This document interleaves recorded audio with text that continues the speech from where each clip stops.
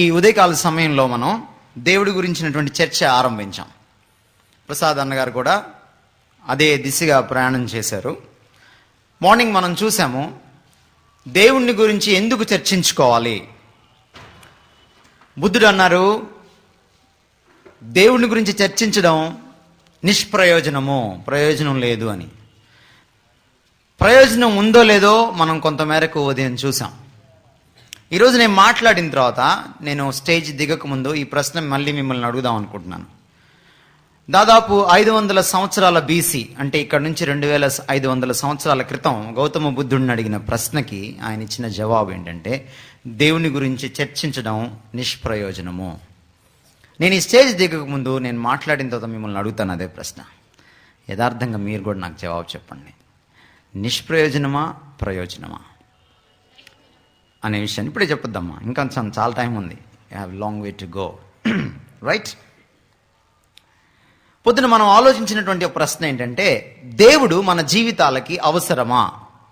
Do we need God? దేవుడు లేకుండా బ్రతకగలమా? Yes, మనం ఆన్సర్ చెప్పాం దానికి. బ్రతకలేము. నువ్వేదో గుడ్డెద్దు చేలో పడ్డట్టుగానో, లేకపోతే పుట్టావు కాబట్టి ఓ జంతువు మాదిరిగానో నువ్వు బ్రతకగలమేమో కానీ నీకంటూ ఒక గురి గమ్యంతో, ఒక తృప్తితోటి, ఒక నిండుదనంతో, ఒక పరమార్థంతో నువ్వు జీవించలేవు దేవుడు లేకుండా అన్న విషయాన్ని చరిత్ర నిరూపించినట్టుగా మనం చూసాం. అయితే ఆ ప్రశ్నకి మరి లింక్డ్గా, అంటే దానికి అనుబంధంగా మరో 2 ప్రశ్నలు ఉత్పన్నమవుతాయి. మరి దేవుడు లేకుండా బ్రతకలేమంటున్నారు కదా, అసలు ఆ దేవుడు ఉన్నాడా అనే ప్రశ్న ఎక్కడో మీ హృదయంలో, ఎక్కడో మూలలో, ఎక్కడో చోట దోబూచులాడుతూ ఉంటుంది.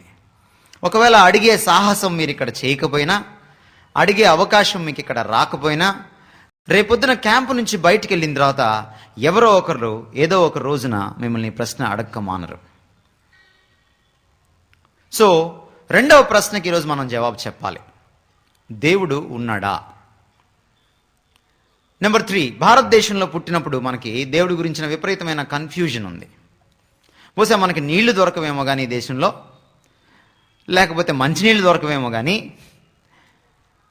మంచి మాటలు దొరకవు కానీ, ఇందాక ప్రసాద్ అన్న గారు చెప్పినట్టుగా బూతులు దొరుకుతాయేమో కానీ దేవుడి గురించినటువంటి విషయాలు మాత్రం ఎక్కడ చూసినా, ఏ మైక్లో చూసినా, ఏ మూల చూసినా వినపడుతూనే ఉంటాయి. మనుషుల్ని గౌరవించరేమో కానీ దేవుడి పేరిట ఏదో ఒక దానికి దండం పెట్టుకుంటూనే ఉంటారు. క్రమేపీ ఏమైందంటే, దేవుడు ఉన్నాడా అనే ప్రశ్న కంటే దేవుడు ఎవరు, ఎలా ఉంటాడు అనే ప్రశ్న చాలా ప్రాముఖ్యత సంతరించుకుంది. ఎందుకంటే అంతమంది దేవుళ్ళని పెట్టేసుకున్నాం. చాలామంది అంటూ ఉంటారు భారతీయులు జనాభా ఎక్కువని, కానీ మనం పిల్లల్ని కండంలోనే కాదు. తద్వారా ఏమైందంటే కన్ఫ్యూజన్ వచ్చేసింది. రాదంటారా? ఒకడు రావి చెట్టు చూసి వేప చెట్టు అంటే, ఇంకోడు వేప చెట్టు చూసి యాపిల్ చెట్టు అంటే, ఏమండి, ఇంకోడు గోంగూర మొక్క చూసి తోటకూర అంటే, మీకు అసలు ఏ మొక్క ఏంటో, ఏ చెట్టు ఏంటో మీకు తెలుస్తుందా? కొంతకాలానికి తెలియదు. చిన్నప్పుడు మన పిల్లలకి నేర్పిస్తూ ఉంటాం, ఇదేంటి ముక్కు, ఇదేంటి కన్ను నేర్పిస్తాం కదమ్మా. మనం అటు వెళ్ళిపోగానే మన ఇంట్లో పనమ్మాయి, ఇదేంటి కన్ను, ఇదేంటి ముక్కు. సాయంత్రం ఆఫీస్ నుంచి రాగానే వాడు ఏమంటాడు? కొన్ని రోజులకి వాడికి ఏమైపోతుంది, ఏది ముక్కో ఏది కన్నో తెలియదు. ఒప్పుకుంటారా? ఇప్పుడు ఆ కన్ఫ్యూజన్ మనం తొలగించాం. So let us answer 2 questions. ఒక క్వశ్చన్కి ఉదయం ఆన్సర్ చెప్పాము. Do we need God? Yes, we need God. We cannot live without God. దేవుడు లేకుండా మనం జీవించలేమని చూసాం. 2వ ప్రశ్నకి, 3వ ప్రశ్నకి ఇప్పుడు జవాబు చెప్పడానికి ప్రయత్నం చేద్దాం. దేవుడు ఉన్నాడా? ఉంటే ఎలా ఉంటాడు? రైట్? ముందు కొన్ని మీకు సహజంగా తటస్థపడేటువంటి కొన్ని సందర్భాలని మన జీవితం నుంచి మీకు ఉటంకించిన తర్వాత మిగిలిన విషయాలలోకి నేను వెళ్ళడానికి ప్రయత్నం చేస్తాను. ఈ మధ్య నేను ఉదయం రామారావు గారిని పరిచయం చేశాను కదా మీకు, ఎన్టీ రామారావు గారి శిష్యుడు. సో వారు ఒక మాట అన్నారు, దేవుడు ఉన్నాడా చూపించండి అన్నాడు నాతోటి. అలా ఎవరితో అంటే బాగుండేది, నాతో అన్నాడు.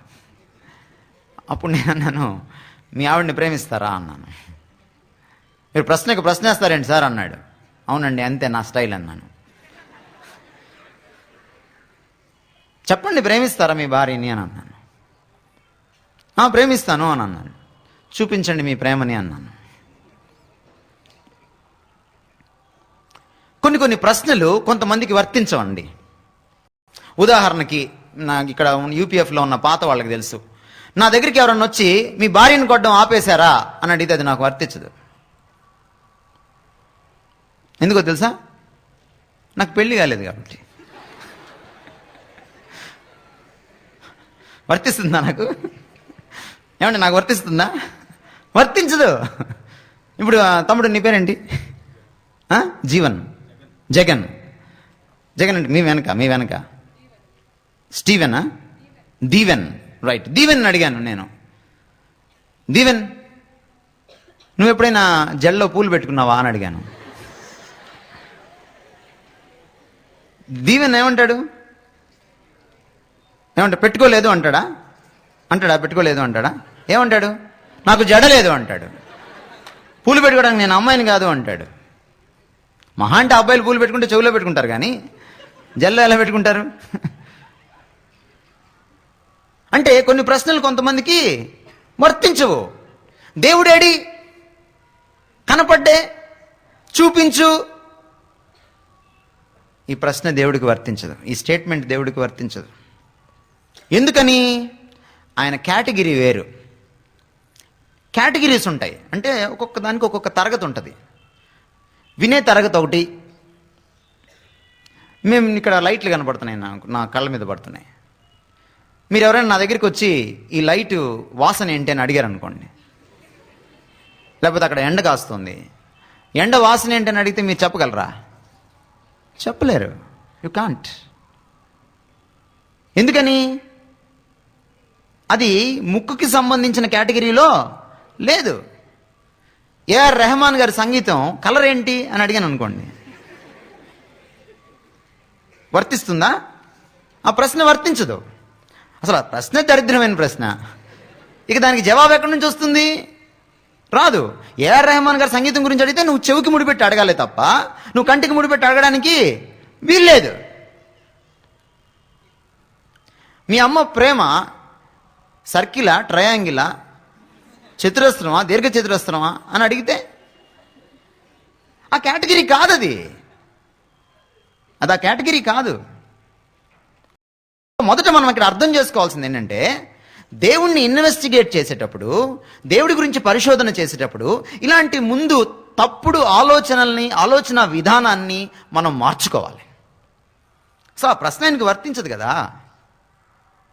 దేవుడు భౌతికమైన ఒక వస్తువు అయితే, ఓ రాయో, రప్పో, చెట్టో, చేమో అయితే చూపించు అంటే అర్థము ఉంది. మీ అమ్మ ప్రేమనే నువ్వు చూపించలేవు. నీ భార్యను ప్రేమిస్తున్నావు అన్న విషయాన్ని నువ్వు సైంటిఫిక్గా నిరూపించలేవు. సపోజ్ రేపొద్దు నువ్వు ఇంటికి వెళ్ళిన తర్వాత నీ భార్య చొక్కా పట్టుకుని, ఏది నా ప్రేమ ఇది చూపించు, నా మీద ప్రేమ ఇది చూపించు అంటే ఏం చూపిస్తావు నువ్వు? చూపించలేవు. సో మనం ప్రశ్నను మార్చుకుందాం. ఏమండి? దేవుడు ఉన్నాడు అనడానికి ఆధారాలు ఏమైనా ఉన్నాయా? అది ప్రశ్న. అలా అడగాలి. నువ్వు నన్ను ప్రేమించావనడానికి రుజువేంటి అడగచ్చు, తప్పులేదు, అడగచ్చు కదండి. అంతేగాని నీ ప్రేమను నాకు చూపించు, నాకు ఒక పోపు డబ్బాలో పెట్టివ్వు అంటే అవ్వదు కదా. సో కాబట్టి ప్రశ్నని మార్చుకుందాము. రైట్. ముందు నేను నాస్తికవాదంతో ఆరంభిస్తాను. నాస్తికవాదులు ఏం చెప్తారు? దేవుడు లేడు అని చెప్తారు. 1960s ప్రపంచాన్ని చుట్టి వచ్చాడు, అంటే అంతరిక్షంలోకి వెళ్ళి మన భూగోళం చుట్టూ ప్రదక్షిణలు చేసి వచ్చాడు ఒక రష్యన్ సైంటిస్ట్. ఆయన పేరు జర్మన్ టిటోవ్. జర్మన్ టిటోవ్ మళ్ళీ భూమి మీదకి వచ్చిన తర్వాత కొంతకాలానికి ఒక సైన్స్ ఫెయిర్ జరిగింది, సైంటిస్టుల సదస్సు అన్నమాట. ఆ సైంటిస్టుల సదస్సులో మాట్లాడుతూ ఇలాగే మైక్ ముందు నుంచొని పోడియం దగ్గర జర్మన్ టిటోవ్ ఇలా అన్నాడు, నేను అంతరిక్షమంతా వెతికాను, భూమి చుట్టూ ప్రదక్షిణాలు చేశాను, ఆకాశమంతా వెతికాను, దేవుడు నాకెక్కడా కనపడలేదు అన్నాడు. చాలామంది సైంటిస్టులు చప్పట్లు కొట్టారు. అప్పుడు ఆ మీటింగ్లో ఉన్న ఇంకో సైంటిస్ట్ లేచి ఇలా అన్నాడు, బహుశా నువ్వు అంతరిక్షంలో ఉన్నప్పుడు ఒక సూట్ ఒకటి వేసుకుంటావు కదా, దాని వెనక ఒక ఆక్సిజన్ సిలిండర్ ఉంటుంది కదా, ఆ సూట్లోంచి బయటకు వచ్చి ఉంటే కనపడి ఉండేవాడు అన్నాడు.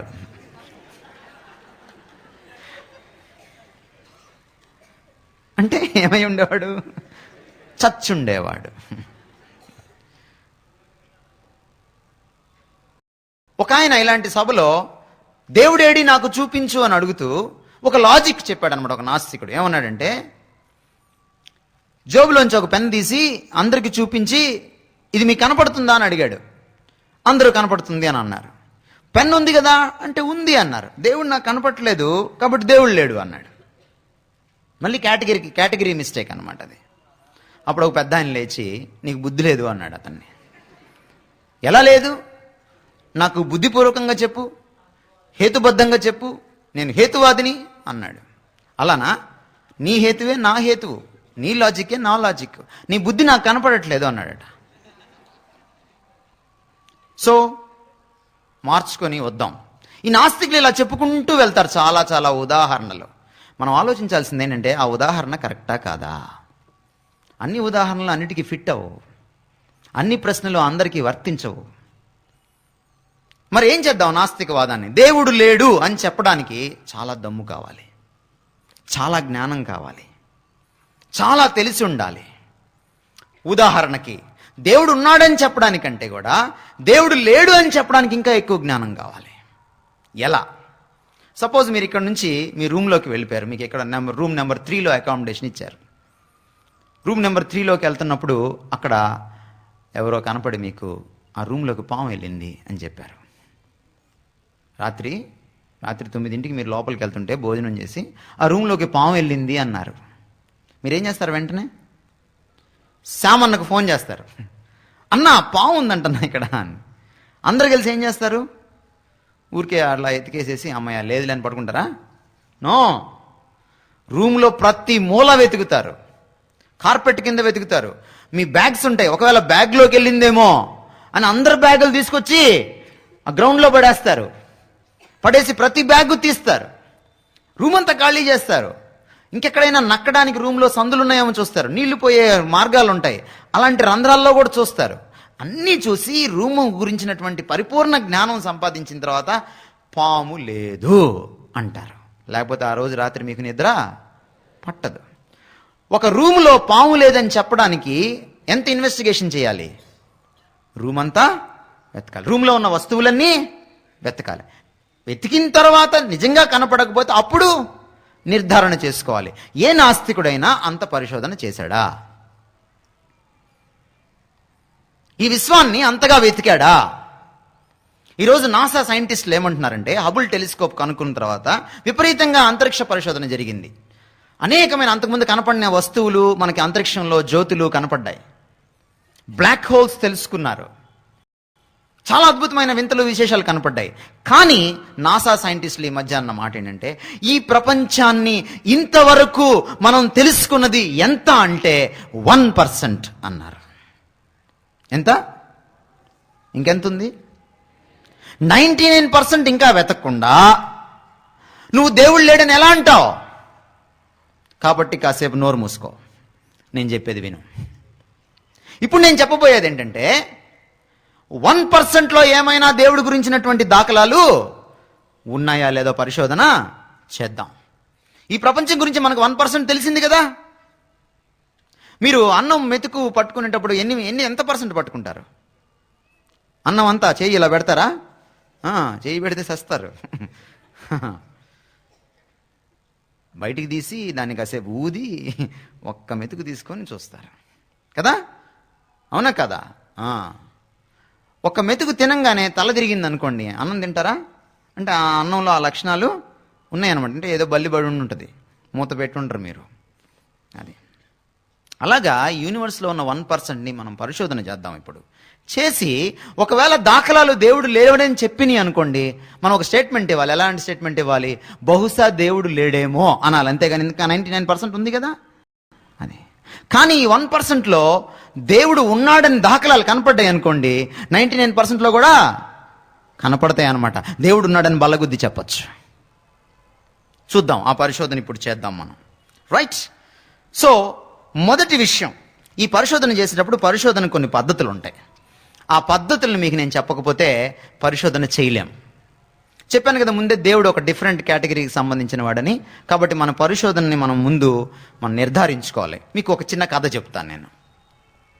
ఒక సైంటిఫిక్ ల్యాబొరేటరీలో ఒక సైంటిస్ట్ ఎక్స్పెరిమెంట్స్ చేస్తున్నాడు.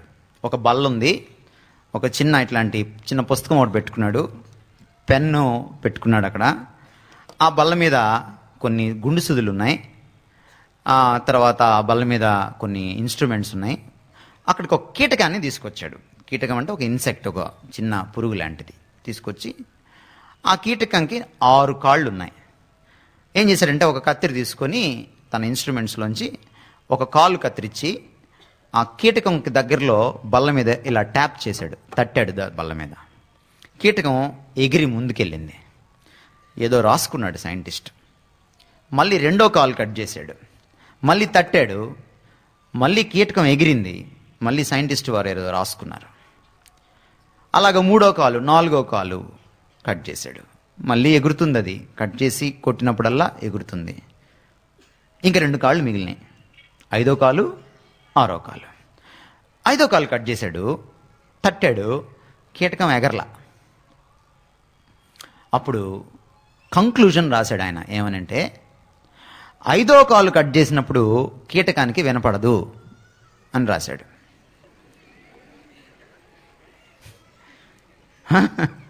ఏం నవ్వుతున్నారు? 5వ కాలు కట్ చేసినప్పుడు కీటకానికి వినపడదు అని రాశాడు. కరెక్టేనా? ఇంత చక్కగా చెప్తున్నారా మీరు? కరెక్ట్ కాదని ఎలా? మరి ఏంటి కరెక్ట్? కరెక్ట్ ఏంటి? ఎగరడానికి సపోర్టు మీకెలా తెలిసింది? మీకెలా తెలిసింది? మీ అనుభవం, మీ కామన్ సెన్స్ చెప్తుంది. మీరు కీటకాన్ని అలాగ పరీక్ష చేశారా? చేయలా. కానీ మీకు అంత చక్కగా నవ్వొచ్చేసింది, అది తప్పని తెలిసింది, ఏది రైటో కూడా మీకు తెలిసింది అంటే మీరు కామన్ సెన్స్ ఉపయోగిస్తున్నారు. జోకు పండాలంటే కామన్ సెన్స్ కావాలి. అర్థమైందా? అదే కామన్ సెన్స్ చివరి దాకా పెట్టుకోండి. అర్థమైందా? చివరి దాకా పెట్టుకోండి. నేను చెప్పిని వినండి దయచేసి. ఓకేనా? అంటే కీటకంకి వినపడుతుందో లేదో ఆయన చూశాడా? కీటకం చెవు ఈయన పెట్టుకోవాలి, లేకపోతే తెలియదు. అలా సాధ్యమవుతుందా? పోనీ కీటకంకి సపోర్ట్ లేక ఎగరలేకపోయిందని కీటకం ఏమన్నా చెప్పిందా మైకులో? ఒక నిమిషం ఒక మాట చెప్తాను రా, అది కాదు ఏంటంటే అని ఏమన్నా చెప్పిందా? చెప్పలే. అంటే దీన్ని ఏమన్నామంటే సైన్స్లో ఇన్ఫరెన్స్ అన్నాం. ఇన్ఫరెన్స్ అంటే తెలిసిన విషయాల ద్వారా తెలియని విషయాన్ని రాబడతాం అన్నమాట. తెలిసిన సత్యం ద్వారా తెలియని సత్యాన్ని తెలుసుకుంటాం అన్నమాట.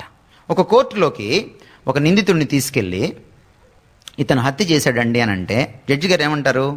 సాక్ష్యాలు ప్రవేశపెట్టండి అంటారు. రకరకాల సాక్ష్యాలు, నేను చూశానండి అని చెప్పే సాక్ష్యం, ఇతనే హత్య చేశాడనడానికి ఇతని ఫింగర్ ప్రింట్స్కి సంబంధించిన సాక్ష్యం, లేకపోతే ఇతని యొక్క రోమాలు కానీ ఏదన్నా కేశాలు కానీ అక్కడ పడిపోతే వెంట్రుకలు, ఆ వెంట్రుక ఇతందే అని అక్కడ కలెక్ట్ చేసినట్టు సాక్ష్యం, ఇట్లా రకరకాల సాక్ష్యాలు చెప్పిన తర్వాత జడ్జి గారు ఇవన్నీ కాదండి, ఏదో ఒకసారి చేయి, హత్య ఎలా చేసావో చూద్దాం అని అంటాడా? కుదరదు. ఏమంటాడు జడ్జి గారు? ఈ సాక్ష్యాలను ఆధారం చేసుకుని ఇందు మూలంగా నేను తీర్పు ఇవ్వడం ఏమనగా ఫలానా వారికి ఉరిశిక్ష వేయడము చేస్తున్నామంట. అంటే ఏం చేస్తారన్నమాట జడ్జి గారు? ఓహో, ఈ ఆధారాలు 1, 2, 3, 4 ఆధారాలను చూస్తే ఏమర్థమవుతుంది? ఆధారాలు ఏం కళ్ళెదురుగా ఉన్నాయి. హత్య చేసిందేమో జడ్జి ఎదురుగా చేయలేదు, కానీ ఏమర్థమైంది జడ్జి గారికి? హత్య చేసినట్టుగా. దాన్ని ఇన్ఫరెన్స్ అంటాం. ఇప్పుడు ఆ పనే చేద్దాం. దేవుడు కనపడ్డు, దేవుడికి సంబంధించిన ఆధారాలు కనపడతాయి.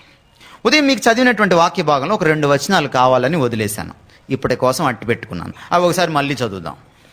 మొదటి అధ్యాయము రోమాపత్రిక 1వ అధ్యాయం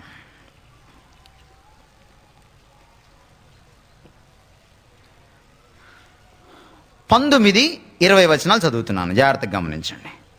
ఎందుకనగా దేవుని గూర్చి తెలియశక్యమైనదేదో అది వారి మధ్య విశదమై ఉన్నది, దేవుడు అది వారికి విశదపరచెను.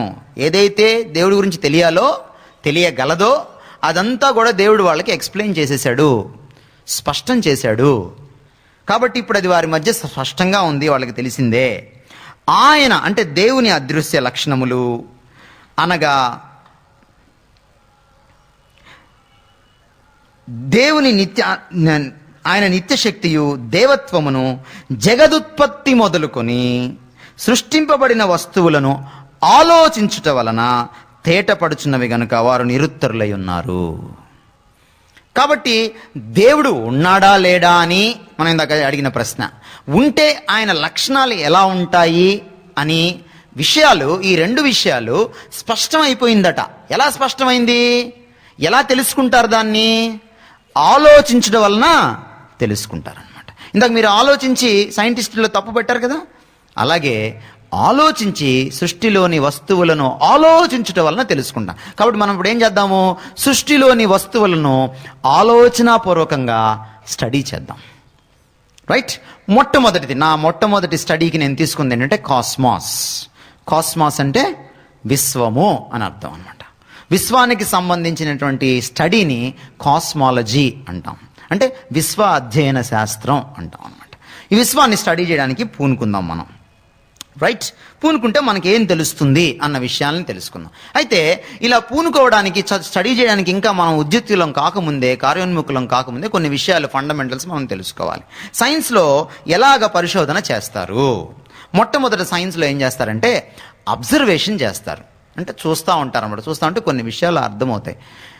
అలా అబ్జర్వేషన్ చేసిన తర్వాత ఇది ఎందుకు ఇలా జరుగుతుంది, ఇది ఎలా జరుగుతుంది అని ప్రశ్నలు వేసుకుంటారు.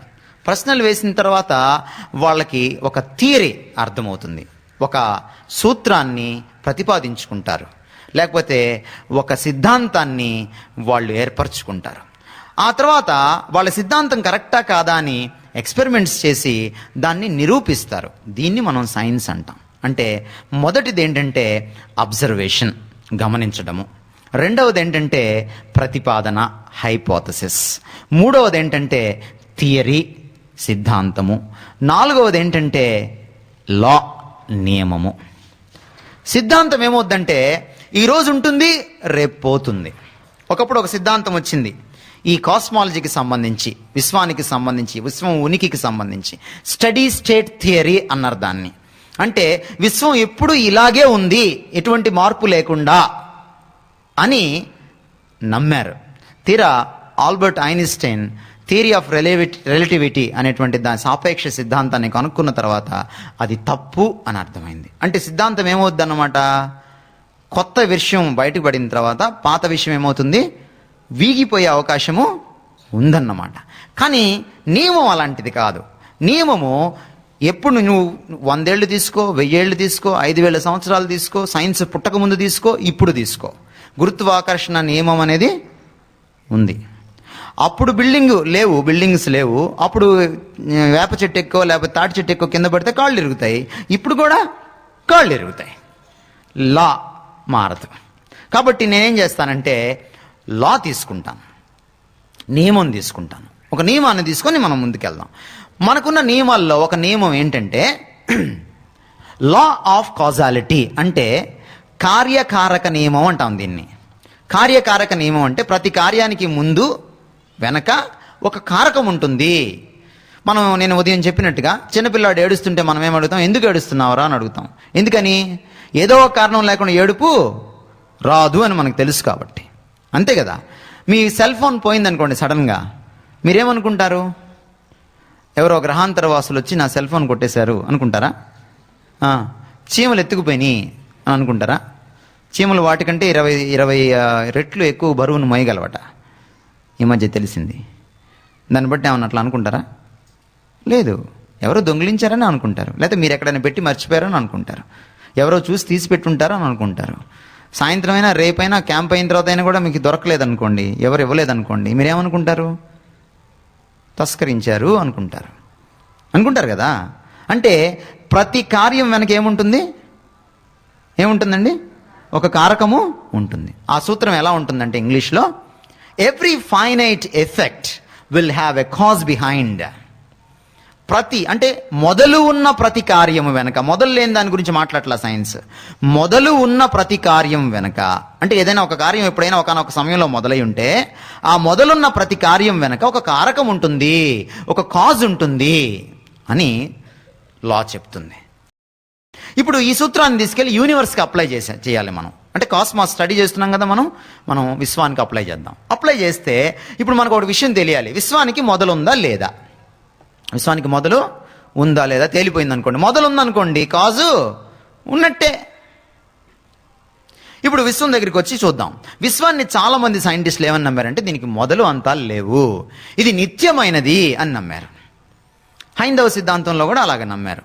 ఎప్పుడు విశ్వం ఉండనే ఉంది, దీనికి మొదలు అంతాలంటూ ఏం లేవు అని నమ్మారు. అయితే బిగ్ బ్యాంగ్ థియరీ వచ్చిన తర్వాత, బిగ్ బ్యాంగ్ అనే సంగతి తెలిసిన తర్వాత, ఈ మధ్య బిగ్ బ్యాంగ్ థియరీకి కాస్మిక్ రేడియేషన్కి సంబంధించినటువంటి, అంటే అప్పుడు విస్ఫోటనానికి ఏదైనా ఒక బాంబు వెళ్తే ఏమవుద్ది, హీట్ ఉత్పన్నం అవుతుంది కదా, ఆ హీట్కి సంబంధించిన వేవ్స్ ఇప్పుడు భూమిని చేరాయి, ఇంతకాలానికి భూమిని చేరాయి. దానికి సంబంధించిన స్టడీ ఈ మధ్య దొరికింది. కాబట్టి ఎప్పుడో ఒక చోట ఈ విశ్వము ఒక పెద్ద విస్ఫోటనం ద్వారా ఆవిర్భవించింది అనే విషయం కొంతమేరకు అర్థమైంది. అంటే దాన్ని బట్టి ఏం తెలిసింది ప్రజలకి, సైంటిస్టులకి? ఒకానొక సమయంలో విస్ఫోటనము జరిగింది. అంటే ఒకానొక సమయంలో అంటే అర్థం ఏంటి? మొదలు ఉందనేనా లేదనా? ఉందని, మొదలు ఉంది, అర్థమైంది. అయినా చాలామంది నమ్మలా, లేదు ఈ యూనివర్సు అనంతమైనది అని అనుకున్నారు. మొట్టమొదటిసారి చంద్రుడి మీదకి ఈ యొక్క వ్యోమ నౌకను పంపించేటప్పుడు, అంతరిక్ష నౌకను పంపించేటప్పుడు వాళ్ళకు ఒక పెద్ద అనుమానం వచ్చింది. ఏమిటంటే ఈ ప్రపంచం అనంతమైంది కదా, ఎంతో కాలంగా ఇక్కడ పడుంది కదా ఈ భూమి, ఎంతో కాలంగా ఇక్కడ పడుంది కదా ఈ సూర్యుడు, ఎంతో కాలంగా పడుంది కదా అలాగే చంద్రుడు. మరి ఇంతకాలంగా చంద్రుడు ఇక్కడ పడున్నప్పుడు మనం ఒక వారం రోజులు ఇల్లు వాడకపోతే, లేదా ఒక నెల రోజులు ఇల్లు వాడకపోతే, లేదా ఒక సంవత్సరం ఇల్లు వాడకపోతే ఏమవుతుందండి? ఇల్లు దుమ్ము పట్టు ఉంటుంది కదా, వెంటనే ఓడవగలమా? ఓడవలేము. దుమ్ము పేరుకుపోతుంది కొంచెం కదా, ఒక మిల్లీమీటరో ఎంత పేరుకుంటుంది కదా హైట్లో. మరి ఇన్ని వేల వేల వేల వేల సంవత్సరాలుగా చంద్రుడు ఉంటే దుమ్ము ఎంత ఉండాలి చంద్రుడి మీద? కాస్మిక్ డస్ట్ అంటాం దాన్ని, చాలా ఉండాలి కదా, మహాసముద్రం అంత ఉండాలి. ఒప్పుకుంటారా? సైంటిస్టులు, నాసా సైంటిస్టులు అలా అనుకొని ఏం చేశారంటే ఈ వ్యోమ నౌకకి, ఈ అంతరిక్ష నౌకకి పెద్ద కాళ్ళు పెట్టారు. అంటే దాదాపు ఈ టెంట్ అంత ఎత్తులో ఉంటుంది, అది ఈ టెంట్ అంత ఎత్తులో ఉంటుంది, ఆ పైన నౌక ఉంటుంది అనమాట. కాబట్టి ఆ నౌకెళ్ళి అక్కడ వాలినప్పుడు మునిగిపోకుండా ఉండాలని వాళ్ళు ఏం చేశారంటే పెద్ద కాళ్ళు పెట్టి దానికి ఒక నిచ్చెనేసారు. మీరు అప్పుడప్పుడు చంద్రమండలంలోకి వెళ్ళి దిగడం ఈ సినిమాల్లోనో లేకపోతే వీడియోస్లోనో చూసి ఉంటారు, టీవీలోనో. వాళ్ళు నిచ్చెనేసుకొని దిగడం చూసుంటారు మీరు, చూసారా? అంత హైట్లో పెట్టారనమాట. తీరా అక్కడికి వెళ్ళిన తర్వాత వాళ్ళకి అర్థమైంది ఏంటంటే కొన్ని మిల్లీమీటర్ల హైట్ కూడా లేదు.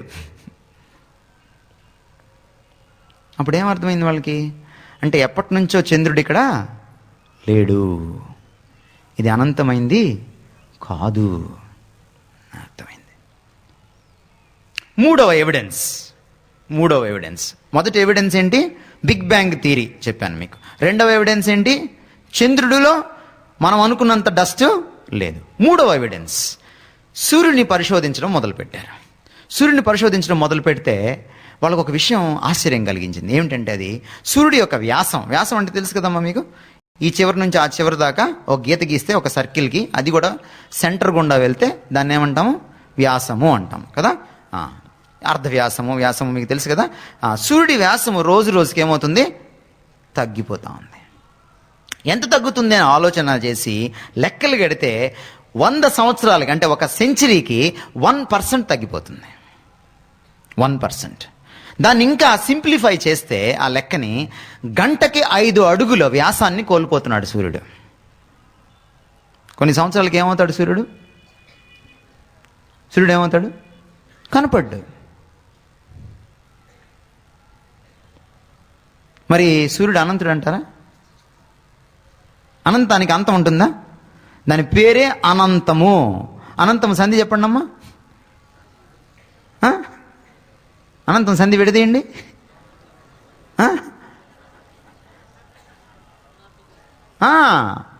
అన్న అంతం, అది అనంతం అంటే అంతము కానిది. మరి దీనికి అంతము అవుతుందా లేదా? మీరు సపోజ్ బొంగరం వేశారనుకోండి ఇలాగా, అది నాకు కొంతసేపటికి ఏమవుద్ది? స్లో అవుతుంది కదా. మీరేమనుకుంటారు? అసలు ఆగుతుందా లేదా చూద్దాము అనుకుంటారా? మీరు ఇంట్లో నుంచి వచ్చేటప్పుడు ఫ్యాన్ ఆపేస్తారు, వెంటనే ఆగుద్దా ఫ్యాను? స్లో అవుతుంది. మీరేం చేస్తారు? అలా చూసి రూఫ్ వైపు, అమ్మయ్య ఫ్యాన్ ఆగిపోయింది, ఇంకా నేను ఆఫీస్కి వెళ్ళొచ్చు అనుకుంటారా? అనుకోరు. ఏమనుకుంటారు మీరు? స్లో అవుతుందంటే అర్థం ఏమనుకుంటారు మీరు? ఫ్యాన్ ఆగిపోతుంది. మీకు అర్థమైపోతుంది, మీ లాజిక్ చెప్తుంది, మీ కామన్ సెన్స్ చెప్తుంది. అలాగే సూర్యుడు కుంచుకుపోతున్నాడు అంటే అర్థం ఏంటి? ఒక రోజున సూర్యుడు అంతమైపోతున్నాడు. అప్పుడప్పుడు మీరు ఉల్కలు చూస్తుంటారు. ఉల్కలు చూస్తారా? ఉల్కలు అంటే తెలుసు కదా మీకు? తెలీదా? మీ దుంప దగ్గర మీకు తెలుగు రాదు, ఇంగ్లీష్ రాదు, ఇది వచ్చిన సమస్య. మీటియార్స్ అంటాం ఇంగ్లీష్లో. మీకు ఏ భాషలో చెప్పను నేను. అప్పుడప్పుడు ఇలా మెరుసుకుంటూ అలా పడిపోతూ మధ్యలో సడన్గా దాని యొక్క వెలుగు పోతుందన్నమాట. తోకచుక్కలు కదయ్యి, అమ్మో తోకచుక్కలు చాలా పెద్దవి, అవి అసలు అట్లా పడవయ్యి. అంటే నక్షత్రాలు అగ్నిగోళాలు అన్నమాట. అవి చాలా దూరంగా ఉంటాయి కాబట్టి మనకు కనపడవు, చిన్న చుక్కల్లాగా కనపడుతుంటాయి. మనం చుక్కలు అంటాం కానీ చుక్కలు కాదు అవి, అవి బంతులు, గోళాలు, అవి అగ్నిగోళాలు. అవి ఏమవుతుంటే రోజు రోజుకి తరిగిపోతున్నాయి. అవి కూడా, సూర్యుడు కూడా ఒక నక్షత్రం అని మనం చదువుకున్నాం కదా. అలాంటి వేల వేల నక్షత్రాలు, 10⁻25 into 10⁻25 నక్షత్రాలు ఉన్నాయి మనకి ఇప్పటి వరకు మనకు తెలిసినంత లెక్క ప్రకారం. ఆ నక్షత్రాలు ఏమవుతాయంటే రోజు రోజుకి తరిగిపోతూ ఉంటాయి అన్నమాట. అంటే మీరు ఎప్పుడైనా కట్టెలు పొయ్యి చూసారా? ఎప్పుడైనా కట్టెలు పొయ్యి ఇలా బయటికి కట్టెలు లాగేస్తే ఏమవుతుంది? కట్టె ఏమవుతుంది? మంట ఆరిపోతుంది కదా. ఆరిపోతున్నప్పుడు ఆ పై పొర ఏమవుతుంది? రాలిపోతుంది. అలాగే ఈ యొక్క నక్షత్రాలు ఆరిపోతూ ఉన్నాయన్నమాట. రోజు రోజుకి కొంచెం కొంచెం ఆరిపోతూ ఉన్నాయన్నమాట. అది ఆరిపోతున్నప్పుడు కొన్ని ఏమవుతాయి? వీక్ అయిపోయి ఆ పైన పొర రాలి పడిపోతుంటాయి అనమాట. అవి భూమి దగ్గరికి చేరేటప్పటికి ఏమైపోతాయి? ఆరిపోతాయి. ఒకవేళ అలాగే పడితే చాలా డేంజర్ జరుగుతుంది అనమాట. దాన్ని ఉల్కా అంటాం. మీకు అది 8వ తరగతి కూడా రాదు వచ్చిన సమస్య ఇది. ఏం చదువుతున్నారమ్మా మీరు? ఎవరు మీ టీచర్లు? ఏం చెప్తున్నారు మీకు? చదవండి కాస్త, అప్పుడప్పుడు టీవీ చూడండి. డిస్కవరీ ఛానల్ అని వస్తుంది కదా టీవీలో, అది చూడండి అమ్మా. కనీసం నా ప్రసంగం కోసమన్నా చూడండి. అది ప్లీజ్. అంటే అర్థం ఏమవుతుంది మనకి? నక్షత్రాలు రోజు రోజుకి కుంచుకుపోతున్నాయి, అంతము దగ్గరలో ఉన్నది. ఇది నా 3వ ఎవిడెన్స్. ఇకపోతే 4వ ఎవిడెన్స్. ఈ ప్రపంచాన్ని ఈరోజు హబుల్ టెలిస్కోప్తో చూస్తుంటే ఇంకొక వింత కనపడింది. ఏమిటంటే అది, ఈ నక్షత్రాలు అన్నీ కూడా ఎలా ఉన్నాయంటే గుంపులు గుంపులుగా ఉన్నాయి. దీన్ని నక్షత్ర కూటమి అంటాం. ఒక్కొక్క గుంపుని మనం ఉంటున్నటువంటి నక్షత్ర గుంపు కూటమి ఏంటంటే పాలపుంత, దాని పేరు మిల్కీవే గ్యాలక్సీ అంటాం. దీన్ని ఇంగ్లీష్లో గ్యాలక్సీ అంటాం. ఇలాంటి గ్యాలక్సీలు 200 మిలియన్లు ఉన్నాయంట ఇంతవరకు మనకు తెలిసి. 200 మిలియన్లు అంటే 2000 లక్షలు ఉన్నాయన్నమాట. 2000 లక్షలు అంటే ఎన్ని కోట్లు? 100 లక్షలు 1 కోటి అంటే 20 కోట్లు అనమాట. 20 కోట్ల గ్యాలక్సీలు ఉన్నాయన్నమాట. ఈ గ్యాలక్సీలు ఏం చేస్తున్నాయంటే అలా ఒక చోట లేవు, నిశ్చలంగా లేవు, ప్రయాణం చేస్తూ ఉన్నాయి. ఎలా ప్రయాణం చేస్తున్నాయని వీడియో తీసి దాన్ని కానీ ఒకవేళ రివర్స్ చేస్తే, వెనక్కి కానీ రీప్లే అంటే మళ్ళీ చేయడం కాదు, వెనక్కి ప్లే చేస్తే ఏమర్థమవుతుందంటే ఒక పాయింట్ నుంచే ఇవన్నీ కూడా ప్రయాణం చేస్తున్నాయి. మీరు ఎప్పుడైనా క్యారమ్స్ ఆడారా? అన్నీ ఒక చోట పెడతాంగా, గుత్తగా పెడతాం కదా, పెట్టి కొట్టంగానే ఏమవుతాయి? అష్టదిక్కులకి అవి ప్రయాణం చేస్తాయి ఆ కాయిన్స్. అలాగా ప్రయాణం చేస్తున్నాయి అన్నమాట. అంటే అవన్నీ ఒకవేళ రివర్స్ చేస్తే ఒక ముద్దలాగా ఒక చోట ఒక పాయింట్ లాగా మీట్ అవుతున్నాయి అనమాట. అంటే మొదలు ఉందంటారా లేదంటారా? మొదలు ఉన్నది. కాబట్టి మోషన్ ఆఫ్ ద గ్యాలక్సీస్ యొక్క ప్రయాణ దిశను మనం పరిశీలన చేస్తే ఈ యూనివర్స్కి మొదలుందని అర్థమవుతుంది. ఏమండి? ఇంక చాలు కదా, అజీర్తి చేయదు ఇంకా ఎక్కువ చెప్తే. అది అంటే యూనివర్స్కి మొదలుందా లేదా? ఉంది, తిరుగులేదు ఆ విషయం. ఇంకొక విషయం చెప్తాను మీకు. లాస్ ఆఫ్ థెర్మోడైనమిక్స్ అని ఉన్నాయి. అంటే ఉష్ణగతిక శాస్త్రం. అంటే ఉష్ణం ఏ విధంగా గతిస్తూ ఉంది అని అధ్యయనం చేసేటువంటి శాస్త్రం. హీట్ ఏ విధంగా మారిపోతూ ఉంది అని అధ్యయనం చేస్తారు. దాన్ని థెర్మోడైనమిక్స్ అంటారు ఆ శాస్త్రాన్ని. దాంట్లో ఒక నియమం ఉంది. ఏంటంటే మొదటి నియమం ఏం చెప్తుందంటే, ఈ ప్రపంచంలో ఉన్న ఉష్ణం అంతటినీ ఒక చోట చేరిస్తే అది ఏ రకమైనటువంటి శక్తి, ఎనర్జీ, ఉష్ణము, హీట్ అయినప్పటికీ అదంతా కూడా ఎప్పుడు కాన్స్టెంట్గానే ఉంటుంది, మారదు అని చెప్తుంది. అలా మారినటువంటి శక్తి ఉన్నటువంటి యూనివర్స్ని ఏమన్నామంటే సైన్స్లో, ఫిజిక్స్లో క్లోజ్డ్ సిస్టమ్ అన్నారనమాట. క్లోజ్డ్ సిస్టమ్ అంటే ఏమిటి? ఉష్ణము బయటికి వెళ్ళదు, లోపలికి రాదు, అక్కడే ఉంటుందన్నమాట. అది అక్కడే మార్పుకు లోనవుతుంది కానీ లీక్ అయ్యి బయటికి వెళ్ళిపోదు. అలాగని బయట నుంచి కొత్త ఉష్ణము, కొత్త ఎనర్జీ లోపలికి రాదు. దీన్ని క్లోజ్డ్ సిస్టమ్ అన్నారు. ఇది నిరూపితమైంది, అందుకనే దాన్ని లా అన్నారు అనమాట.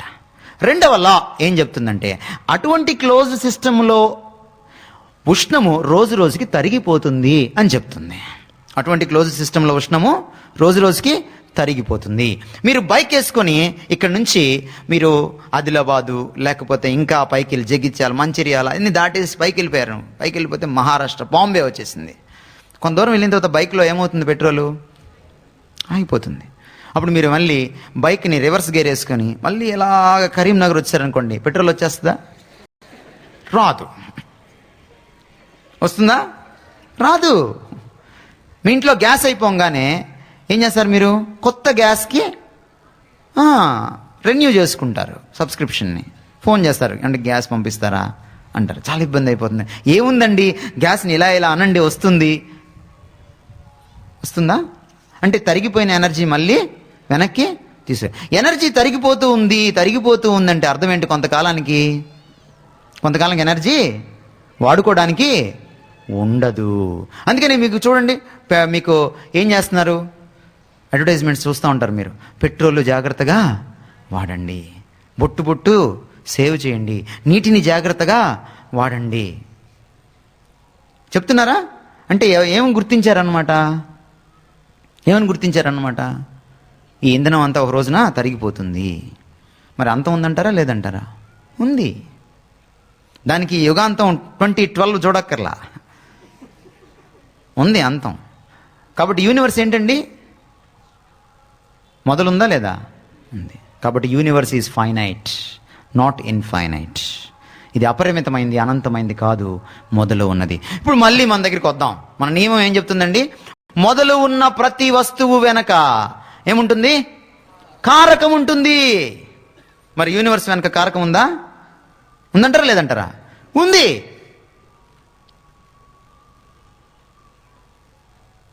ఓకే, అది దేవుడా కాదా తేల్చక ముందు రెండవ విషయాన్ని తీసుకుందాం. కాస్మోస్ అయిపోయింది. బయోస్ అంటే గ్రీక్లో లైఫ్ అని అర్థం. అందుకే మీరు బయోగ్రఫీ అంటారు కదా, ఆటోబయోగ్రఫీ అంటారు కదా, బయోడేటా అంటారు కదా, లైఫ్ అని కదా అర్థం. నీ లైఫ్ గురించిన కొన్ని విషయాలు రాస్తే అది బయోడేటా అయింది, అంతే కదా. అది సో బయాలజీలోకి వెళ్దాం. ఈ మధ్య డిఎన్ఏని బాగా స్టడీ చేశారు. డిఎన్ఏ అంటే ఏంటి? అదని తెలుసా మీకు? మన జీన్లో ఉంటుందన్నమాట. అది దాంట్లో మనం ఎలా పుట్టాలి, ఎప్పుడు పుట్టాలి, ఎంత హైట్ రావాలి, జడ పొడుగు రావాలా, పొట్టుకు రావాలా, లేకపోతే మీసాలు రావాలా వద్దా, గడ్డం వస్తే పూర్తిగా రావాలా, తెల్లగా పుట్టాలా, నల్లగా పుట్టాలా, లావ్ అవ్వాలా, సన్నగా ఉండాలా, ఎంత తిన్నా సన్నగానే ఉంటాడా, ఇవన్నీ ఎప్పుడు బట్టతలు వస్తుంది, పెళ్లి కాకముందే వస్తుందా, పెళ్ళి అయిన తర్వాత వస్తుందా, ఇవన్నీ కూడా ఎందులో ఉంటాయి? డిఎన్ఏలో ఇన్ఫర్మేషన్ రూపంలో ఉంటాయి అన్నమాట. అర్థమైందా? ఇప్పుడు మీకు ఎప్పుడైనా రోడ్డు మీద వెళ్తుంటే గబక్కన ఓ పుస్తకం దొరికింది మీకు. ఇలాగా పుస్తకం తీయంగానే అందులో ప్రింటు, అక్షరాలు చదువుతుంటే కొన్ని విషయాలు అర్థమవుతున్నాయి మీకు. అంటే ఇన్ఫర్మేషన్ ఏదో ఉంది అని అర్థమైంది మీకు. అప్పుడు మీకేమనిపిస్తుంది? మీకు వెంటనే వచ్చే ప్రశ్న ఏంటి? మీరు నెక్స్ట్ పుస్తకం దొరకగానే ఏం చేస్తారు? ఫస్ట్ పేజీ తీసి ఎవరిది అని చూస్తారు కదా. ఈ పేరు ఏం రాయలేదు. అప్పుడు ఏమన్నా ఎవరు రాశారు ఈ పుస్తకం, భలే ఉందే అనుకుంటారు. దయ్యానిది అని అనుకుంటారా? అట్లా ఏమన్నా అనుకుంటారా మీరు? అరే కరీంనగర్ వీధుల్లో పుస్తకాలు పుడుతున్నాయంట, సాక్షి పేపర్లో హెడ్లైన్స్ ఏమైనా వస్తాయా? రావు కదా. అంటే ఇన్ఫర్మేషన్ ఉందంటే రాసినోడు ఎవడో ఉండాలనే కదా, ఉంటుంది కదా. అట్లా కాకుండా కొంత దూరం వెళ్ళిన తర్వాత మీకు ఒక టేప్ కనపడింది, ఒక క్యాసెట్ కనపడింది. టేప్ వెంట పోతే ఒక క్యాసెట్ ఉంది, దాన్ని జాగ్రత్తగా శుభ్రం చేసి పెట్టుకొని టేప్ రికార్డర్లో పెడితే మాటలు వినపడుతున్నాయి, ఆ తర్వాత పాటలు వినపడుతున్నాయి. అంటే ఎవరిదో వాయిస్ అందులో ఉన్నట్టే కదా, ఎవరో పాడినట్టే కదా. అంటే ఇన్ఫర్మేషన్ ఉందంటే దాని అర్థం దాని వెనక ఒక ఇన్ఫార్మరు ఉండాలి కదా, ఒక ఇంటెలిజెన్స్ ఉండాలి కదా, లేకపోతే వస్తుందా? రాదు. డిఎన్ఏలో ఉన్న ఇన్ఫర్మేషన్ని అది కోడ్ రూపంలో ఉంటుంది, ఏటీజీసీ అనే కోడ్ రూపంలో ఉంటుంది.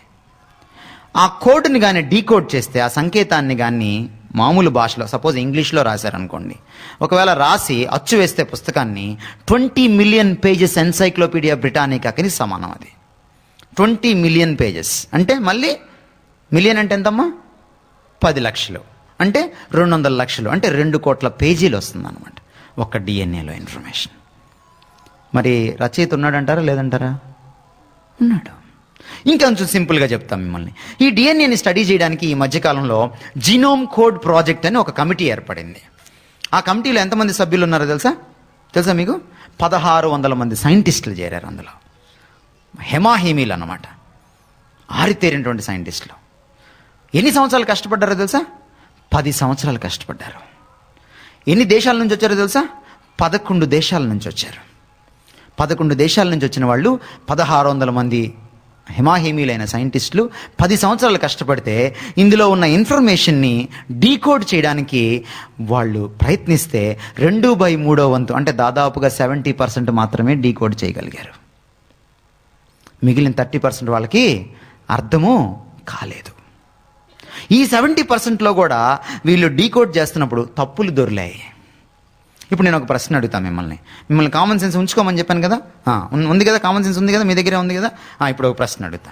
ఏమిటంటే ఆ ప్రశ్న, ఒక డిఎన్ఏలో ఇన్ఫర్మేషన్ని చదవడానికి, ట్రాన్స్లేట్ చేయడానికి, లేక డీకోడ్ చేయడానికి 1600 బుర్రలు కావలిస్తే, 10 సంవత్సరాలు కష్టపడవలసి వస్తే, డిఎన్ఏని సృష్టించడానికి బుర్ర కావాలా వద్దా? ఏమండి చెప్పండి, గట్టిగా చెప్పండి. కావాలి. కాబట్టి దేవుడు వెనక ఒక కారకము ఉంది, లేదనడానికి వీల్లేదు. నా 2వ స్టెప్ అయిపోయింది, బయాలజీ. 3వ స్టెప్లోకి వెళ్దాం, కాన్షియన్స్. మీకు డార్విన్ గారు తెలుసు కదా, కోతి నుంచి మానవుడు వచ్చాడని చెప్పిన మహానుభావుడు కదా ఆయన. రైట్. ఆయన కాస్త మన ఇండియా వాళ్ళకంటే కొంచెం యథార్థత ఎక్కువ వాళ్ళకి. ఏదన్నా ఒక విషయాన్ని చెప్పేటప్పుడు, తప్పు చెప్పేటప్పుడు కూడా యథార్థంగా చెప్తారు వాళ్ళు. అందుకని కాస్త యథార్థం. ఒకవేళ డార్విన్ ఇండియాలో పుట్టుంటే ఈ మాట రాసి ఉండేవాడు కాదు. డార్విన్ ఆయన యూకేలో పుట్టాడు కాబట్టి ఈ మాట రాశాడు. తన మొట్టమొదటి పుస్తకం ఆరిజిన్ ఆఫ్ స్పీషీస్ 19వ శతాబ్దం మధ్య భాగంలో ఆయన ప్రచురించేటప్పుడు ఒక డౌట్, ఒక ప్రశ్న లేవనెత్తాడు. ఆయన ఒక సందేహాన్ని వ్యక్తం చేశాడు, ఒక నిస్సహాయతను కూడా వ్యక్తం చేశాడు. ఒక రకంగా చెప్పాలంటే ఏమన్నాడంటే, I could explain with my theory of evolution so many things, but one thing I am not able to explain away with my theory of evolution. That is conscience. It is not there in the ancestors. It's not there in the monkey. It's not there in any order before the Homo sapiens. But it is there in human being. I don't know how it came into be. అన్నాడు. నేను నా theory of evolution తోటి, నా యొక్క జీవ పరిణామ సిద్ధాంతంతో చాలా విషయాలు చెప్పగలుగుతున్నాను, కానీ ఈ ఒక్క విషయాన్ని చెప్పలేకపోతున్నాను. ఏమిటంటే మనిషిలో కాన్షియన్స్ అనేది ఒకటి ఉంది, మనస్సాక్షి అనేది ఒకటి ఉంది. అది కోతిలో లేదు, అంతకుముందు ఉన్నటువంటి జీవుల్లో లేదు, కానీ మనిషిలోకి మాత్రం వచ్చింది. ఎలా వచ్చిందో నేను చెప్పలేకపోతున్నాను. ఇప్పుడు మళ్ళీ లా ఆఫ్ కాజాలిటీ దగ్గరికి వెళ్దాం, కార్యకారక నియమం దగ్గరికి వెళ్దాం. కార్యకారక నియమం ఇంకోటి ఏం చెప్తుందంటే, కార్యములో లేని సహజ లక్షణము కారకములోకి రాదు అని చెప్తుంది. కార్యములో లేని సహజ లక్షణము కారకములోకి రాదు అని చెప్తుంది. ఉదాహరణకి మీరు, నేను ఉదయం చెప్పినట్టుగా మీకు ఒక క్యాలిక్యులేటర్ తీసుకొని అందులో 6 + 4 కొడితే 10 వచ్చింది. మీకు ఆ లెక్కలు క్యాలిక్యులేటర్కి ఎలా తెలిసినాయి? నేను పెడితే తెలిసినాయి. నేను పెట్టకముందు ఎక్కడున్నాయి లెక్కలు? మనిషిలోనే ఉన్నాయి, బుర్రలో ఉన్నాయి కదా. రైట్. అంటే కార్యం, దీనికి కార్యము కారకము సంబంధం చెప్పండి. ఇప్పుడు కార్యం ఏది? క్యాలిక్యులేటర్. కారకం ఏది? మనిషి. కారకంలో లేని ఎక్కము లేకపోతే కారకంలో లేని లెక్కలు కార్యంలోకి రాగలవా? రాలేవు. మరి కాన్షియన్స్ నీలో ఉందంటే దానికి కారకం ఎక్కడో, మూలం ఎక్కడో ఉండాలి. ఊరికే వస్తుందా? రాదు. ఉదయం నేను మీకు చెప్పాను కదా, ఒక శక్తి ఉంది కానీ దేవుడు లేడు అంటే కుదరదు. నీలో ఏముంది ఈరోజు? కాన్షియన్స్ ఉంది. నీలో ఏముంది ఈరోజు? రీజనింగ్ ఉంది. నీలో ఏముంది ఈరోజు? క్రియేటివిటీ ఉంది.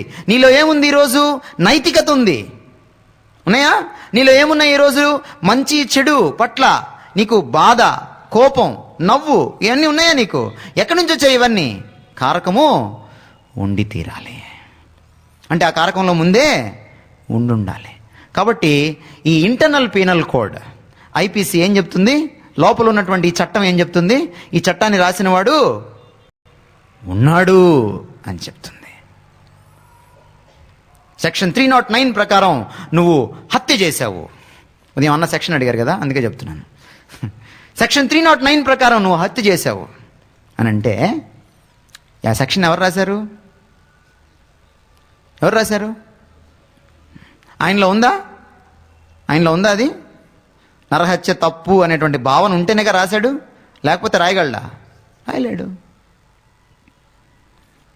ఎక్కడి నుంచి ఉంది ఇది? మనం పెరిగి పెద్దోళ్ళం అయిన తర్వాత ఏమన్నా వచ్చిందా? లేదు, రాలేదు. చిన్నప్పుడే ఉంది. చిన్నప్పుడే కదా మనకి Johnny yes papa, eating sugar, no papa, telling lies, no papa, open your mouth. ఎందుకు జానీ కవరింగ్ ఇస్తున్నాడు? ఎందుకు జానీ అబద్ధం చెప్తున్నాడు? ఎల్కేజీలో జానీకి ఏమని తెలిసింది? తాను తప్పు చేశానని తెలిసింది. ఎలా తెలిసింది? కాన్షియన్స్ ఉందంటే దాన్ని రచించిన వాడు కూడా ఉండాలి. కాబట్టి మనకి 3 విషయాల ద్వారా ఒకటి అర్థమైంది. ఒకటి ఏంటంటే కాస్మాస్ ద్వారా కారకం ఉందని తెలిసింది, బయాస్ ద్వారా కారకం ఉందని తెలిసింది, కాన్షియన్స్ ద్వారా కారకం ఉందని తెలిసింది. ఇప్పుడు ఆ కారకం ఎలా ఉంటుందో మనం చెప్పాలి. దేవుడు ఎలా ఉంటాడని ఎవరైనా అడిగితే మా అన్నలా ఉంటాడని చెబుతాను నేను. ఒక పాట ఉంది. అట్లుండడు దేవుడు, మీ అన్నలాగా ఉండడు, డెఫినెట్గా ఉండడు. నువ్వు అనుకున్నట్టుగా ఉండడు. నువ్వు నా పాలిట దేవుడివయ్యా అంటారు కొంతమంది. అలా ఉండడు దేవుడు. ఇప్పుడు మళ్ళీ మన కామన్ సెన్స్ని ఉపయోగించి చెప్తాం. ఎందుకంటే రోమపత్రిక 19:20 ఏముందంటే, జగదుత్పత్తి మొదలుకొని దేవుని నిత్యశక్తియు అదృశ్య లక్షణములు తేటపడుచున్నవి. ఎలాగా? సృష్టిలోని వస్తువులను ఆలోచించడం వలన దేవుడు ఉన్నాడని తెలిసింది. మళ్ళీ ఆలోచిద్దాము దేవుడు ఎలా ఉంటాడో మళ్ళీ మనకి ఇప్పుడు అర్థమవుతుంది. మళ్ళీ మొదటి విషయాన్ని నేను తీసుకుంటున్నాను. కాస్మాస్ని చూసినప్పుడు నాకేమర్థమైంది? వెనక కారకం ఉందని అర్థమైంది. ఇప్పుడు మీకు ఒక ప్రశ్న వస్తుంది, మీరు కామన్ సెన్స్ పెట్టుకోమంటే పారేసుకున్నట్టున్నారు. ఓ ప్రశ్న వస్తుంది, మీరు ప్రశ్నలు అడగట్లేదు. ప్రతిదానికి కారకం ఉంటే దేవుడికి కూడా కారకము ఉండాలి కదా అనే ప్రశ్న రాదా? వస్తుంది. కానీ నా డెఫినేషన్ మీరు సరిగా వినకపోతే వస్తుంది ఆ ప్రశ్న. డెఫినేషన్ ఏమని చెప్పామమ్మా? కారక నియమం యొక్క డెఫినేషన్ ఏంటి? మొదలు ఉన్న ప్రతిదాని వెనక కారకం ఉందని నిరూపితం అయిపోయిందా? కాబట్టి ఇప్పుడు అందులో అనుమానాలు లేవు కదా. ఇప్పుడు ఆ కారకంగా మొదలు ఉండుంటుంది అంటారా? లేకుండా ఉండుంటుంది అంటారా? లేకుండా ఉండాలి. కారకం ఉందని అర్థమైపోయింది మనకి, యూనివర్స్కి మొదలుందని అర్థమైపోయింది. కాబట్టి ఈ కారకము మొదలున్న కారకం అవుతుందా? మొదలున్న కారకము ఇందాక అన్నగారు చెప్తున్నట్టుగా శూన్యము నుంచి సృష్టించడానికి కుదరదు. Matter can Nether be created Nar be destroyed. పదార్థాన్ని సృష్టించను లేవు, వినాశనం చేయను లేవు. ఎందుకంటే నువ్వు కూడా పదార్థమే కాబట్టి, నువ్వు కూడా పరిమితమైన వాడివే కాబట్టి నిన్ను సృష్టించిన దాని వెనక ఒక కారకం ఉందంటే ఆ కారకానికి కనీసం 2 లక్షణాలు ఉండాలి. ఒకటి, అది అనంతమైంది అయి ఉండాలి. ఏ ఒక్క కార్యము జరగనప్పుడు, ఏ ఒక్క సృష్టి జరగనప్పుడు, ఏ ఒక్క పదార్థము పుట్టినప్పుడు అది ఉండాలి. అంటే నిత్యము ఉండాలి. అంటే అది అనంతమైంది అయి ఉండాలి. కలిగి ఉన్నది ఏది ఆయన లేకుండా కలుగలేదు. అన్నిటికంటే ముందుంటేనే కదా నువ్వు దాన్ని సృష్టించగలవు. ఈ సెల్ ఫోన్ని నేను సృష్టించుకున్నాను, దీనికంటే నేను ముందున్నానా తర్వాత వచ్చానా? ముందున్నట్టే. అవునా కాదా? ఎస్. మీ ఇల్లు ముందు పుట్టిందా, నువ్వు ముందు పుట్టావా? ఒకవేళ నువ్వు కట్టుంటే ఇల్లుని, నువ్వు కానీ ఇల్లు కట్టుంటే మీ ఇల్లు ముందు పుట్టిద్దా, నువ్వు ముందు పుడతావా? నువ్వే ముందు పుట్టాల్సిందే. అంటే ఆ కారకానికి ఉన్న ఒక లక్షణం ఏంటంటే అది అనంతమైంది. It is infinite. రెండవది, ఆ కారకము పదార్థానికి బయట ఉంటుందా, పదార్థంలో భాగంగా ఉంటుందా? ఇదిగోండి, ఇది కార్పెంటర్ చేశాడు. దీన్ని ఇప్పుడు కాల్ చేశాను అనుకోండి, కార్పెంటర్ కాలిపోతాడా? నో. ఇది మైక్ని ఒక ఇంజనీర్ చేశాడు, దీన్ని విరగొట్టాను అనుకోండి, ఆయన ఇరిగిపోతాడా? ఎందుకంటే ఆయన ఎక్కడున్నాడు? దీన్ని సృష్టించిన వాడు ఎక్కడున్నాడు? దీనికి బయట ఉన్నాడు, దీనికి అతీతంగా ఉన్నాడు. పదార్థానికి బయట ఉంటాడు కారకం, పదార్థాన్ని సృష్టించిన కారకం. కాబట్టి దేవుడు పదార్థం అవుతాడా? అవడు. దేవుడు ఆత్మ కనుక ఆయన ఆత్మతోనూ సత్యముతోనూ ఆరాధించవలెను. So God is not physics. అందుకనే దేవుడిని నాకు చూపించు అని అడగడము తప్పు. ఎందుకంటే పదార్థానికి బయట కేటగిరీలో ఆయన ఉన్నాడు కాబట్టి దేవుడి గురించి 2 లక్షణాలు తెలుసుకున్నాం. ఒకటి అనంతుడు, ఇంకోటి పదార్థము కాని ఆత్మ స్వరూపి కదండి. అనంతం మారుతుందా? మార్పు ఉంటుందా? కాబట్టి దేవుడు మార్పు లేనివాడు. నిన్న నేడు రేపు కూడా ఏకరీతిగా ఉంటాడు, మారడు. ఒకవేళ మారాడు అనుకోండి, ఆయన దేవుడు కాదు. నీకొక రూపంలో, నాకొక రూపంలో, ఇంకొకరికి ఒక రూపంలో ఆయన కనపడ్డాడు అనుకోండి, అప్పుడు ఆయన దేవుడు కాడు, మార్పు లేనివాడు ఆయన. కాసేపు కోతిలాగానో, కాసేపు వరహంలాగానో, కాసేపు కూర్మంలాగానో ఆయన ఉంటే ఆయన దేవుడు కాలేడు. అది కొంతమందికి మంచిగాను, కొంతమందికి చెడుగాను. నిన్న ఒక మాట చెప్పి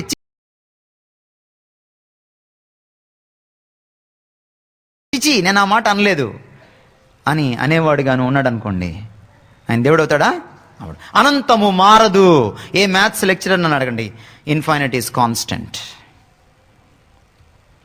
సో దేవుడు మారడు. మారని వాడు అబద్ధాలు ఆడతాడా? ఆడడు. దేవుడు సత్యవంతుడు. ఇప్పుడు బయోస్ తీసుకుందాం. బయోస్లో ఏమని చూసామమ్మా మనం? డిఎన్ఏలో ఇన్ఫర్మేషన్ ఉందంటే ఆ కారకంలో కూడా ఇన్ఫర్మేషన్. ఇంటెలిజెన్స్ లేకుండా ఇన్ఫర్మేషన్ వస్తుందా?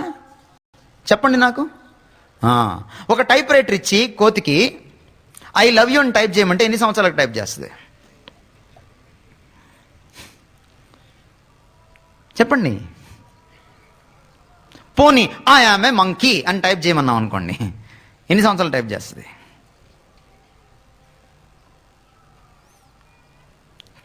ఇన్ఫర్మేషన్ ఉందంటే ఇంటెలిజెన్స్ తప్పకుండా ఉండాలి. కాబట్టి ఈ కారకంలో ఇంటెలిజెన్స్ ఉందంటారా లేదంటారా? లేదంటారా? ఉంది. ఈ ఇంటెలిజెన్స్ అనంతమైనదని తెలుసుకున్నాం కదా. మరి ఇంటెలిజెన్స్ కూడా ఎలా ఉంటుంది? అనంతమైన ఇంటెలిజెన్సే అయి ఉంటుంది. దేవుడు అనంత జ్ఞాని అని చెప్పట్లేదా బైబిల్? నా నాలుకకు మాట రాకమునిపే అది నీకు తెలుసు, నేను కూర్చుండుట లేచుట నీకు ఇట్టి తెలివి నాకు మించినది. నువ్వు నాకు అర్థం కావు. దేవుడు ఎంతవరకు అర్థం అవుతాడో తెలుసా నీకు? నీకు అర్థం కాడని అర్థం అవుతాడు, అంతే. ఒక ఎండాకాలంలో మండుటెండ విపరీతంగా కాస్తుంది. పాపం ఒక ఊరి నుంచి ఇంకో ఊరికి వెళ్తూ ఒక అడవి గుండా వెళ్తున్నాడంట ఒక పల్లెటూరు అతను. సరే తువ్వాలు అక్కడ వేసుకొని మంచి చెట్లు కనపడంగానే అమ్మయ్య కాసేపు సేద తీద్దామని ఓ చెట్టు కింద తువ్వాలు వేసుకొని పడుకున్నాడు. పడుకొని ఇలాగ పైకి చూడ్డాను కదా, అతనికి ఒక వక్కల చెట్టు కనపడిందంట. చెట్టు చాలా సన్నగా పొడుగ్గా పై దాకా వెళ్ళిపోయింది, పైన చిన్న చిన్న వక్కలు కనపడ్డాయి. అలా చూస్తూ చాలాసేపు ఆలోచిస్తూ పక్కకి ఇలా తల తిప్పితే కొంచెం దూరంలో పుచ్చకాయల తీగలు పాకున్నాయి, పుచ్చకాయలు బాగా విరివిగా కాసి ఉన్నాయంట. ఈయన అనుకున్నాడంట, దేవుడికి బుద్ధి లేదురా అనుకున్నాడంట. దేవుడికి బుద్ధి లేదు, లేకపోతే ఇంత పెద్ద చెట్టు ఏంటి, అంత చిన్న వక్క ఏంటి, అంత పెద్ద కాయ ఏంటి, అంత చిన్న తీగేంటి, చిచ్చి నేనైతే ఇలా డిజైన్ చేసేవాడిని కాదనుకున్నాడట. కాసేపటికి ఆ ఒక్క తెగి ఇతను నెత్తిన ఒకటి పడిందట, టపీమని. అప్పుడు అర్థమైందంట, ఒకవేళ ఒక్క కింద ఉండి పుచ్చకాయ పైన ఉంటే ఏమయ్యేది. దేవుడు అనంత జ్ఞాని, ఆయన దగ్గర నువ్వు దాసోహం అయిపోవాల్సిందే.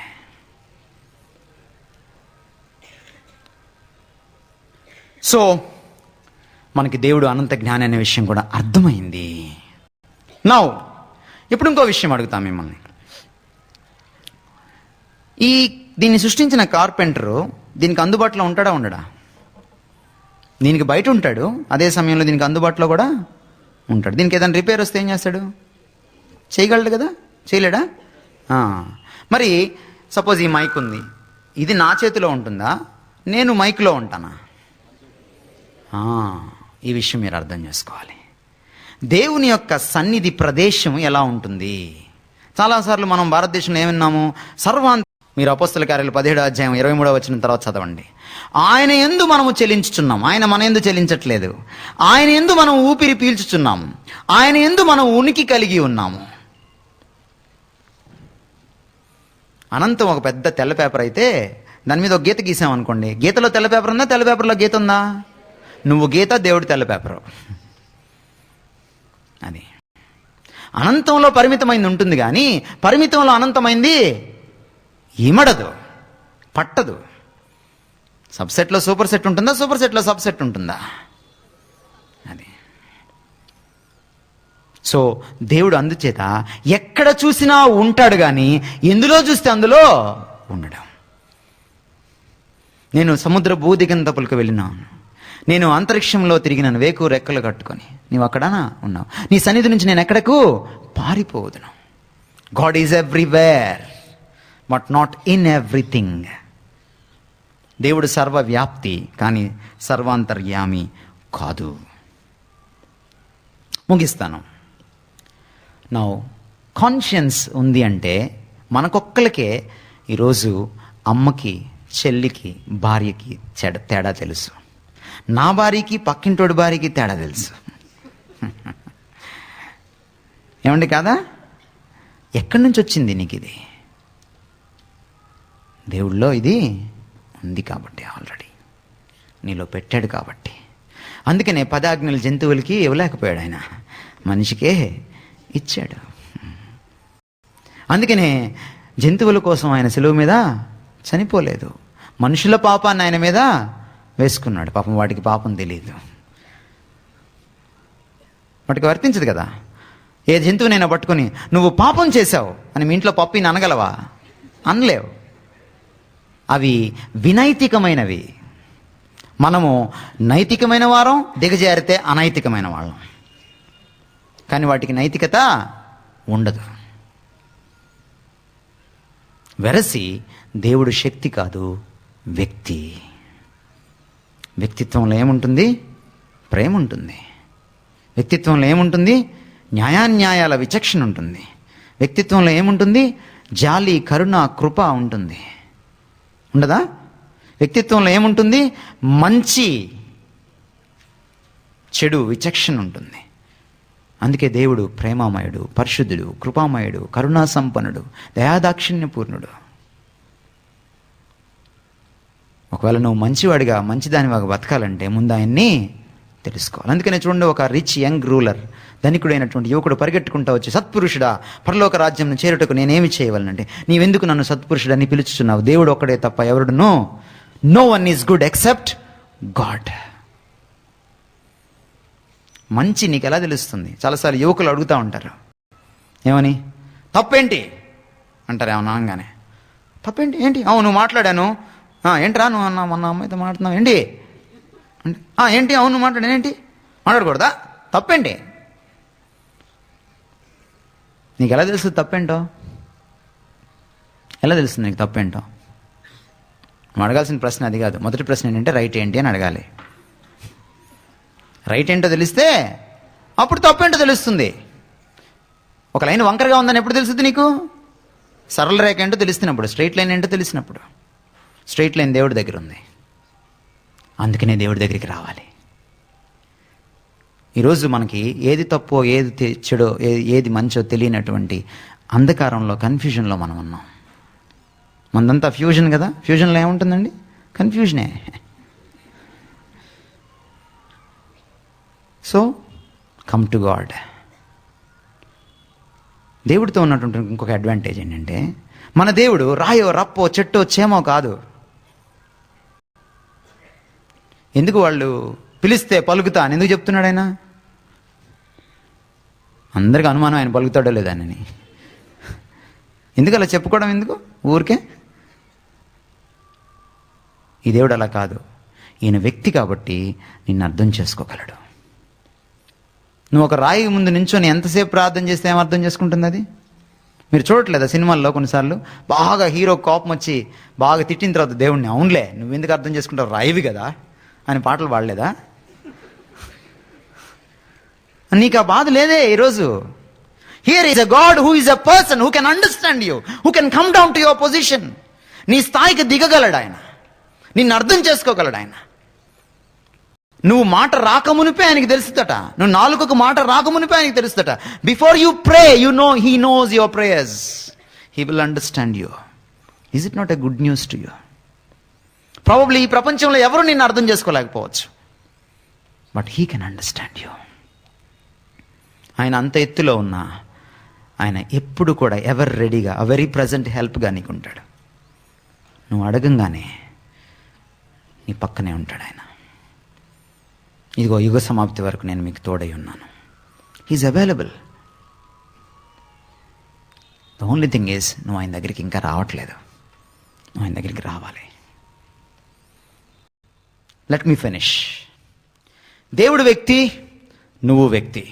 అంటే ఆయన పోలికలో నువ్వు సృజించబడ్డావు. ఈరోజు సృష్టికర్త ఉన్నాడని ఒప్పుకుంటున్నారు కదా, ఆయన పోలికలో మీరున్నారని అర్థమైపోతుంది కదా. రైట్. నిన్ను నువ్వు అర్థం చేసుకోవాలంటే ఎవరి దగ్గరికి వెళ్ళాలి? ఎవరి దగ్గరికి వెళ్ళాలి? దేవుడి దగ్గరికి వెళ్ళాలి.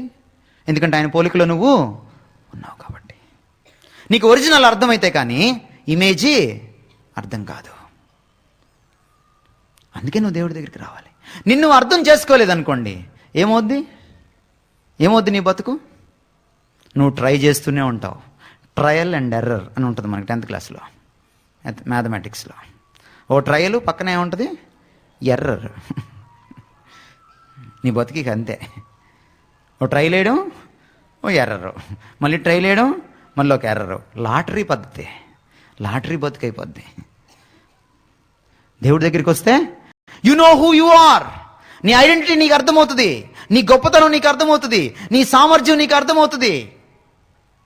దెన్ నీకేం కావాలో నీకు అర్థమవుతుంది, నువ్వు ఎలా బతకాలో నీకు అర్థమవుతుంది, నీ భవిష్యత్తులోకి ఎలా అడుగు పెట్టాలో నీకు అర్థమవుతుంది, నీ భవిష్యత్తుని ఎలా తీర్చిదిద్దుకోవాలో నీకు అర్థమవుతుంది. That's why we need God. ఇప్పుడే కావాలి. అందుకే మనకు దేవుడు కావాలి, ఆయన ఇప్పుడే కావాలి. ఆ దేవుడిని పరిచయం చేయడానికే యేసుక్రీస్తు ఈ లోకానికి వచ్చాడు. తలలు వంచండి, ప్రార్థన చేసి నేను ముగిస్తాను.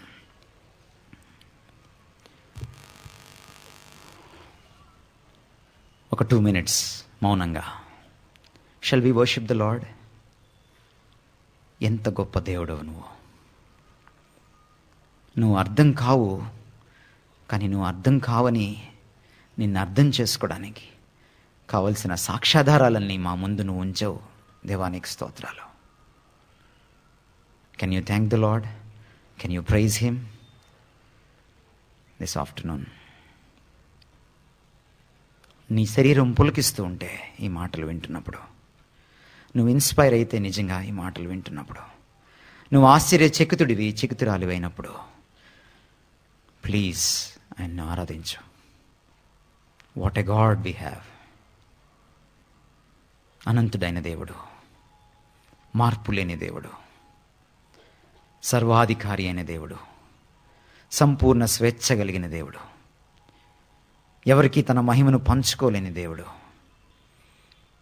తనకు తానుగా వేరుగా తనకంటూ ఒక ప్రత్యేకతలో విలసిల్లే దేవుడు, పరిశుద్ధమైన దేవుడు, ప్రేమకు పునాది అయిన దేవుడు, న్యాయవంతుడు, మంచిని తప్ప ఇంక ఏది జరిగించలేని దేవుడు, శ్రేష్టమైన ప్రతి ఈవిని మనకు ఇచ్చే దేవుడు, చంచలత్వమైన గమనాగమనం వల్ల కలుగు ఛాయను లేని దేవుడు, అబద్ధమాడని దేవుడు, మాట తప్పని దేవుడు, మనకు నిత్యము అందుబాటులో ఉండే దేవుడు, మనల్ని అర్థం చేసుకోగలిగిన దేవుడు. Can you find such a God anywhere? Worship the lord. ప్రభుని ఆరాధిద్దాం. అటువంటి దేవుడు నిన్ను తన పోలికలో చేసుకున్నాడు. What a love it is. What a priority he has given to you. What a value that he has, that you have before him. నీకు ఆయన ఇచ్చిన విలువ ఎంత గొప్పది, నీకు ఆయన ఇచ్చిన ప్రాధాన్యత ఎంత గొప్పది. తమ్ముడు, చెల్లి, can you worship him from the bottom of your heart? ప్రభుని ఆరాధిద్దాం. ఈ దేవుణ్ణి తెలుసుకోవడానికి, ఆరాధించడానికి ఈరోజు నీకు ఒక అవకాశం ఇచ్చాడు. నిన్ను మనిషిగా పుట్టించి, తన పోలికలో పుట్టించి, ఆయన్ని అర్థం చేసుకోవడానికి, ఆయన్ని ఆరాధించడానికి, ఆయనతో వ్యక్తిగత సంబంధం ఏర్పరచుకోవడానికి, ఆయన వ్యక్తి గనుక ఆయనతో అనుసంధానం అవ్వడానికి నువ్వు ఒక వ్యక్తిగా నీకు ఒక భాగ్యం ఇచ్చాడు. తన పోలికలో నేను సృష్టించుకొని. Can you thank him? రోమాపత్రికలో ఉన్న వారిలాగా కాకుండా దేవుణ్ణి దేవుడిగా గుర్తిద్దాం, దేవుణ్ణి దేవుడిగా గౌరవిద్దాం, దేవుణ్ణి దేవుడిగా పూజిద్దాం. దేవునికి అంతిమ ప్రాధాన్యతని మన జీవితాల్లో ఇద్దాం. మన హృదయాల్లో ఆయన ప్రభువుగా ప్రతిష్ఠించుకుందాం. May God bless you. ప్రార్థన చేసుకుందాం. మా ప్రేమ కలిగిన తండ్రి, నీ పాదాలకు వందనాలు. నువ్వు మాతో మాట్లాడిన విధానాన్ని బట్టి నీకు వందనాలు. Yes Lord, you are there. Yes Lord, because you are there for we are. నువ్వు ఉన్నావు ప్రభా, అందుకని నేనున్నాను తండ్రి. నువ్వు లేకపోతే నేను లేను ప్రభా. నీలో నేను చెలిస్తున్నాను నాయన. నీలో నేను ఊపిరిని పోసుకుంటున్నాను తండ్రి. ఎవ్రీ బ్రెత్ ఆఫ్ మైండ్, నా ఉచ్ఛ్వాస నిశ్వాసల్లో ప్రతిదీ నీ నుంచే నేను తెచ్చుకుంటున్నాను ప్రభా. నీవు నిరాధారుడవు, నేను నీ మీద ఆధారపడేవాడిని. నీవు లేకుండా నేను జీవించలేను, చలించలేను, ఊపిరి పీల్చుకోలేను, ఉనికి కలిగి ఉండలేను. Thank you lord.